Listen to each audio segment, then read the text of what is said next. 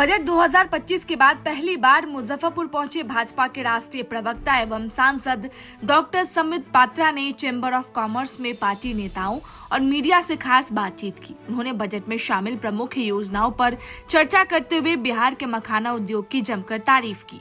सांसद ने कहा कि बिहार खासकर मुजफ्फरपुर और मिथिला क्षेत्र में मखाने का उत्पादन काफी महत्वपूर्ण है। इसे राष्ट्रीय स्तर तक पहुंचाने के लिए सरकार हर संभव प्रयास करेगी। उन्होंने मिथिला की समृद्ध संस्कृति और इसके परंपरागत व्यवसायों की भी सराहना की। इस दौरान संबित पात्रा ने पार्टी कार्यकर्ताओं से मुलाकात की और स्थानीय व्यापारियों से भी संवाद किया।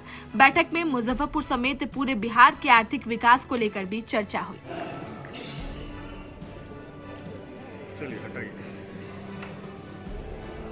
की जो भी विशेषताएं हैं उसको बताने के लिए दिल्ली से संदीप जी पात्रा हम लोगों के बीच आए हैं। सीता की नगरी और बाबा गरीबनाथ की नगरी मुजफ्फरपुर में हो।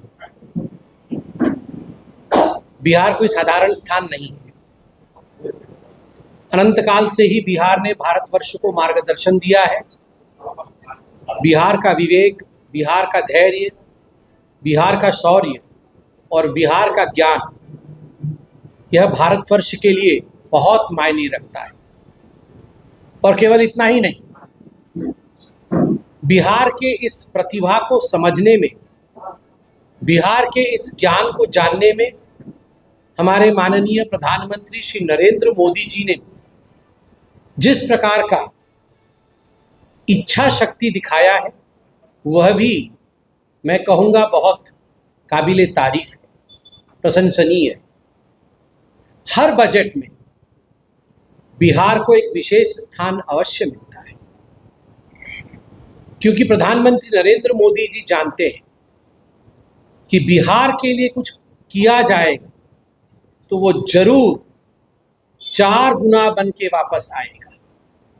और यही कारण रहा कि आज जब मैं बजट को लेकर बिहार में प्रेस कॉन्फ्रेंस कर रहा हूं तो मैं धन्यवाद देना चाहूंगा। इस शो के प्रायोजक है मां भवानी डेकोर प्राइवेट लिमिटेड, मतलब a complete floor solution, new 0 mile Dadar road Muzaffarpur. Bihar वासियों का कि मखाना को आज आपने पूरे विश्व में प्रसिद्ध किया है। और मैं धन्यवाद देना चाहूँगा प्रधानमंत्री नरेंद्र मोदी जी का कि उन्होंने इस विषय को समझ करके दूरदर्शिता दिखाते हुए इस बजट में मखाना बोर्ड स्थापित किया है बिहार में। देखिए, इस विषय के सार्थकता को आप समझिए। मखाना बोर्ड कितना महत्वपूर्ण है। आज आप अगर गूगल करके देखेंगे, मखाना एक सुपर फूड के रूप में देखा जाता है। मखाना सुपर फूड का अर्थ होता है कैल्शियम और मिनरल्स इत्यादि सभी में गुणवत्ता में बहुत ऊपर है मखाना। स्वाभाविक रूप से अगर मखाने को हम कंज्यूम करते हैं, खाते हैं, तो स्वास्थ्य लाभ करते हैं। आप सोचिए, पाश्चात्य देशों ने किस प्रकार से अपने प्रोडक्ट्स का मार्केटिंग किया।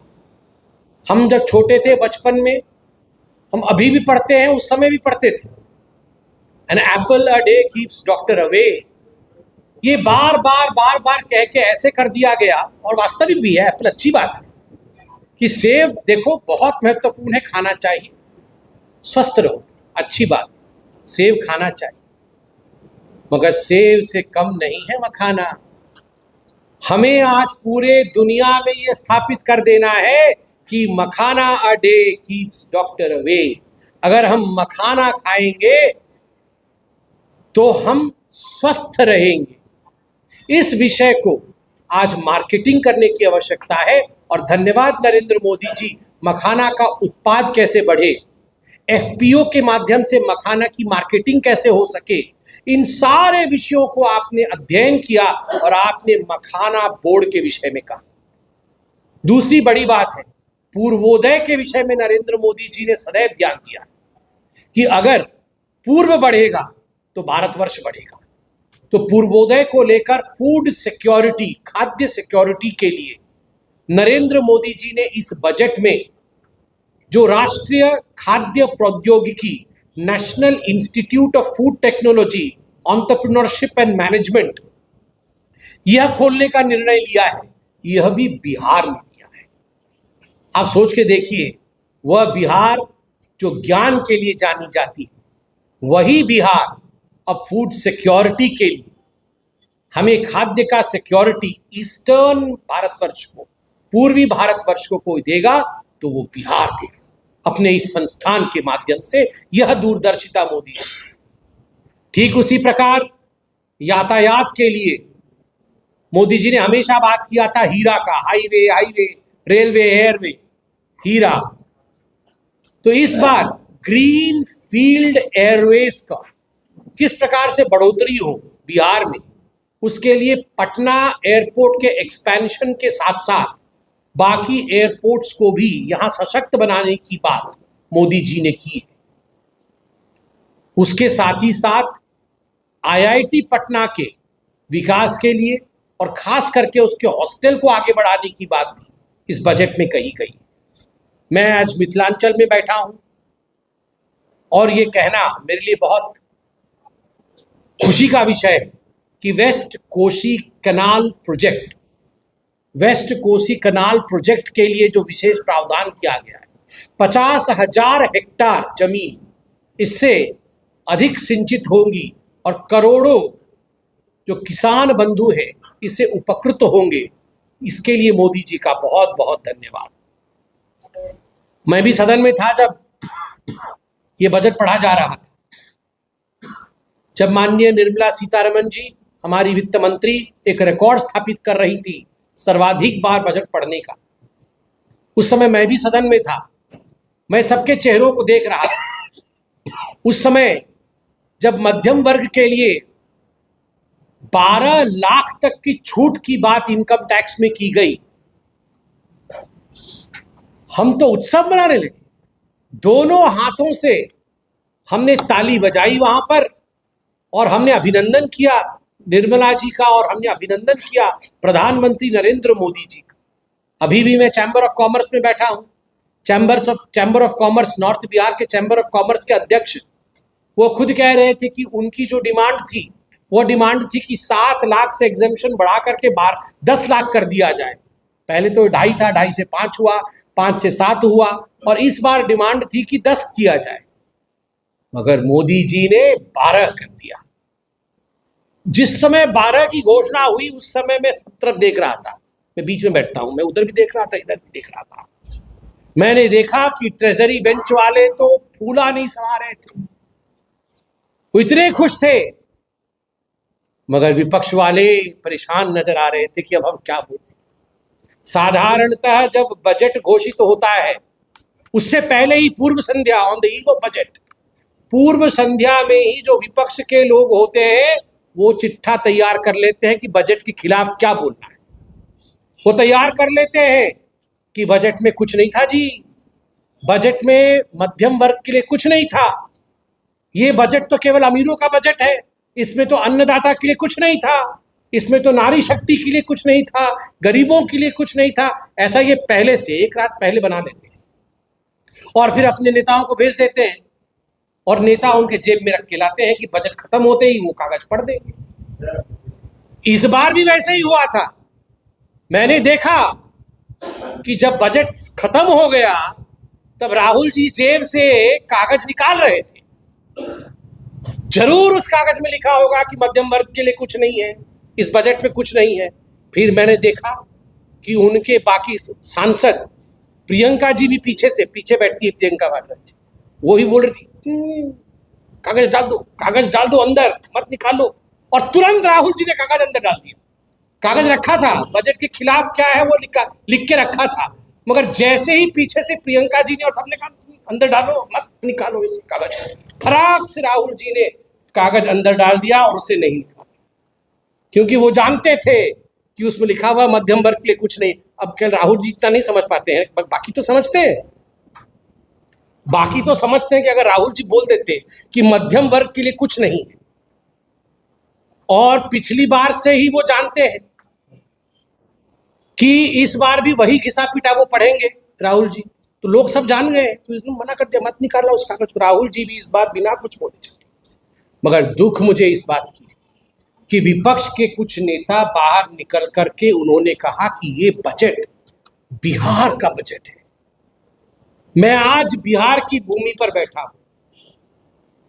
मेरी पढ़ाई बिहार में हुई है, अखंड बिहार में मेरी पढ़ाई हुई है, और इसी कारण से मैं बिहार की भूमि का पूजन करता हूं, बहुत मानता हूं इस भूमि को। इस भूमि में कुछ तो ऐसा है जो इसका स्पर्श करता है, उसको ज्ञान मिलता है। तो कुछ विपक्ष के नेता सदन से बाहर निकल करके जब उन्होंने कटु आलोचना की, ये कहते हुए कि ये बजट तो मोदी जी ने बिहार का बजट है, ये बजट हमारा बजट नहीं है, तो मुझे दुख हुआ, मेरे स्वाभिमान को भी ठेस पहुंचा। मैं आज यहां तमाम चैनल बैठे हुए, मैं अपील करना चाहूंगा प्रत्येक बिहार के निवासी से, ये बजट भारतवर्ष का बजट है और बिहार भारतवर्ष का एक स्वाभिमानी प्रदेश है। ये कहना कि अगर बिहार को नरेंद्र मोदी जी ने एयरपोर्ट दिया, ये कहना कि बिहार को मखाना बोर्ड दिया, ये कहना कि बिहार को नेशनल फूड इंस्टीट्यूट दिया, ये कहना कि बिहार में IIT दिया, तो ये अच्छी बात नहीं, और उसके खिलाफत करते हैं लोग। तो बिहार के निवासी भी याद रखें कि इन इंडी अलायंस वालों को जवाब कैसे देना, जो इतने अच्छे बजट के बाद बिहार की अच्छाई को सह नहीं सकते हैं। उन इंडी अलायंस वालों को जवाब देना बिहार की जनता अब सिखाएगी। मैं आज प्रश्न भी करता हूं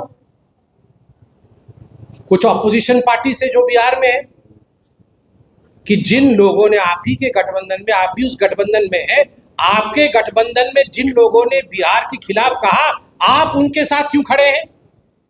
आप उनके साथ क्यों खड़े हैं? आपने उनकी आलोचना क्यों नहीं की? ये मैं सवाल पूछना चाहता हूं। बजट के विषय में आप सब कुछ जानते हैं। यह बजट ज्ञान 4 पिलर पे खड़ा है, गरीब, युवा, अन्नदाता और नारी शक्ति, उसके साथ मध्यम वर्ग, सबके लिए इस बजट में प्रावधान है। ये सर्वस्पर्शी बजट है और इस बजट का एक ही लक्ष्य है, विकसित भारत कैसे बने 2047 तक। बहुत बहुत धन्यवाद। आप लोग आरोप लगा रहे हैं, सवाल बिहार में 2025 में चुनाव है, इसलिए बजट को पहले बिहार को काफी ज्यादा लाभ देने के लिए लगाया गया, लगातार आरोप लगा। चलिए, इस बार तो बोल रहे हैं कि 25 में चुनाव है, पिछली बार भी बोल रहे थे कि बिहार का बजट है। मतलब हर बार बजट भी 20 से शुरू होता है और बिहार भी 20 से शुरू होता है, तो हर बार बोलेंगे ये बिहार बजट का है। और क्या हो गया? हम बिहार को देंगे, हमारी सरकार बिहार का कल्याण करेगी। अब वो दिन चले गए जब बिहार के प्रति, पूर्वांचल के प्रति एक स्टेप मदरली ट्रीटमेंट 2014 से पहले होता था। जिस प्रकार बिहार को एक दूसरे दृष्टिकोण से देखा जाता था, नरेंद्र मोदी जी की सरकार बनने के बाद अब वो स्थिति नहीं है। जरूर देंगे और सीना ठोक के हम बखान भी करेंगे कि हाँ, हम बिहार के लिए अच्छा करेंगे। मेरा सवाल ये है कि इस बार जो मखाना बोर्ड का गठन किया गया, खासकर लीची किसान बहुत निराश है। लीची किसानों के लिए लीची बोर्ड का गठन क्यों नहीं किया गया? दूसरा सवाल, यही चैम्बर ऑफ कॉमर्स पिछली बार के केंद्रीय बजट में उन्होंने डिमांड किया था कि पतानी एयरपोर्ट को चालू किया जाए, उन्होंने भेजा भी था, वो क्यों नहीं चालू हुआ? उसको ग्रीन फील्ड में क्यों नहीं मतलब कि समाहित किया गया? देखिए, आप इस बजट में देखिएगा कि अन्नदाता के लिए जो बहुत सारे प्रावधान किए गए हैं, उनमें से एक महत्वपूर्ण प्रावधान है फ्रूट्स एंड वेजिटेबल, फल और सब्जी। उनके लिए नेशनल मिशन के तौर पे काम होगा। तो स्वाभाविक है, लीची कहने से पर्यायवाची शब्द है मुजफ्फरपुर। आपको कैसे लगता है कि लीची को छोड़ दिया जाएगा? और मोदी है तो मुमकिन है। आप याद रखिए, मुजफ्फरपुर और लीची, इन दोनों का इतिहास भी कोई रचेगा तो ये आगे में हम ही रचेंगे। और इस बार भी बजट में फ्रूट्स सेक्शन में प्रावधान है। दूसरी बड़ी बात है कि इसमें पल्सेस, लीची अनुसंधान केंद्र पहले से है, मुझे बताया गया, अब तो है ही, लीची अनुसंधान केंद्र पहले से है।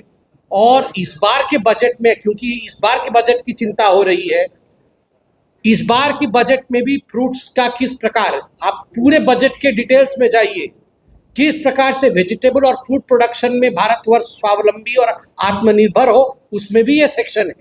दलहन के लिए भी एक सेक्शन है, मिशन नेशनल पल्स मिशन, तो हर विषय को स्पर्श किया गया है। एयरपोर्ट को लेके उड़ान मिशन के अंतर्गत 120 न्यू डेस्टिनेशन लाए जाएंगे। तो आप लोग भी निश्चिंत रहिए, कोई भी ऐसा डेस्टिनेशन बिहार में नहीं छूटेगा। जो डेस्टिनेशन आप लोगों ने बताया है वो सब डेस्टिनेशन न्यू डेस्टिनेशन में अवश्य आएगा। अपने सपनों के आशियाने को दे नई पहचान मां भवानी डेकोर प्राइवेट लिमिटेड के साथ, जो है ऑथराइज्ड डिस्ट्रीब्यूटर ऑफ कजारिया।